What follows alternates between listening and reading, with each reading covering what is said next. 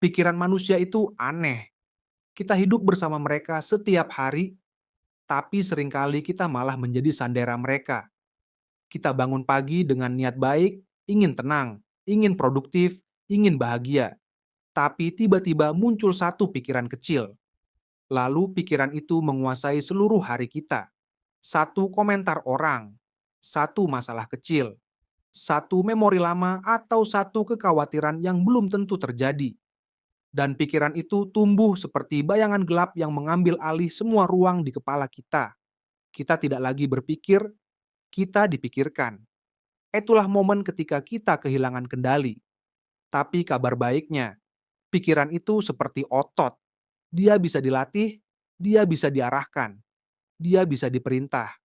Dan hari ini, kita akan bicara tentang cara mengendalikan pikiran sebelum pikiran mengendalikanmu. Kita tidak bisa mengendalikan sesuatu yang tidak kita sadari. Kebanyakan orang tidak sadar bagaimana pola pikirnya bekerja. Mereka hanya mengikuti arus pikiran yang lewat tanpa bertanya dari mana datangnya. Padahal, pikiran itu punya pola. Selalu. Ada pikiran yang muncul karena ketakutan, pikiran yang muncul karena kebiasaan, pikiran yang muncul karena ingatan masa lalu, dan pikiran yang muncul karena ego ingin merasa aman. Misalnya, saat kamu merasa tidak nyaman di keramaian produk, itu mungkin pikiran takut dinilai.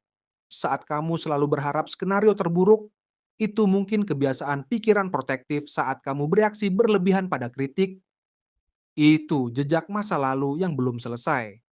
Dengan mengenali pola pikir, kamu bisa berkata, "Aku tahu ini pikiran lama, aku tahu ini hanya kebiasaan, bukan kenyataan." Kesadaran adalah langkah pertama menuju kendali.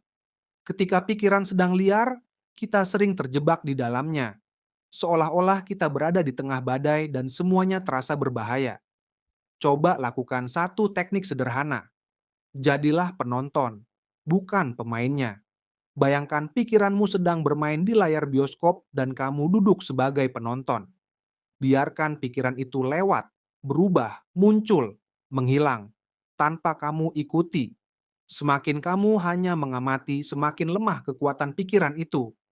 Karena begini, pikiran itu kuat hanya ketika kamu percaya dan mengikutinya. Begitu kamu melihatnya dari jauh, ia kehilangan kendali. Gunakan kalimat ini setiap kali pikiranmu mulai kacau.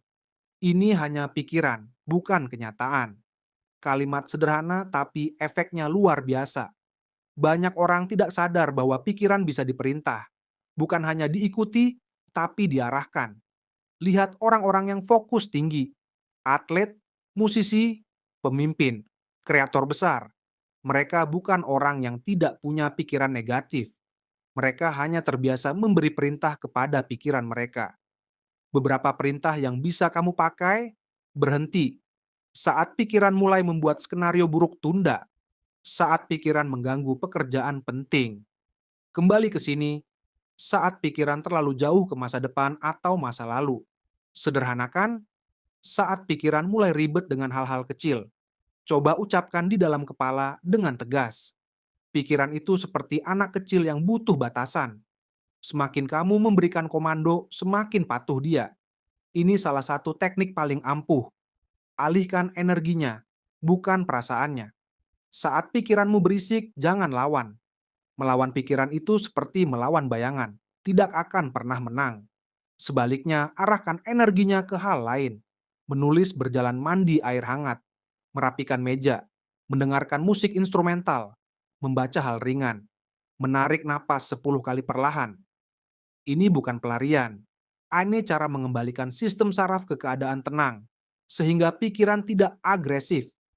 Begitu energi pikiran berubah, pikiran menjadi lebih mudah dikendalikan. Ada satu jenis pikiran yang paling berbahaya, pikiran yang terasa seolah fakta. Ini bukan "aku takut", ini lebih seperti "aku pasti gagal", atau "aku memang tidak berharga", atau "semua orang bisa, cuman aku yang tidak". Padahal itu bukan fakta. Itu nada suara pikiran lama yang kamu dengar sejak dulu, yang kamu percaya begitu saja. Pertanyaan sederhana untuk menghancurkannya. Apa bukti nyatanya? Bukan perasaan, bukan asumsi. bukan ketakutan. Bukti nyata, 90% pikiran negatif akan runtuh hanya dengan pertanyaan itu. Karena kebanyakan pikiran negatif tidak punya dasar. Mereka hanya kebiasaan mental yang mengulang pola lama.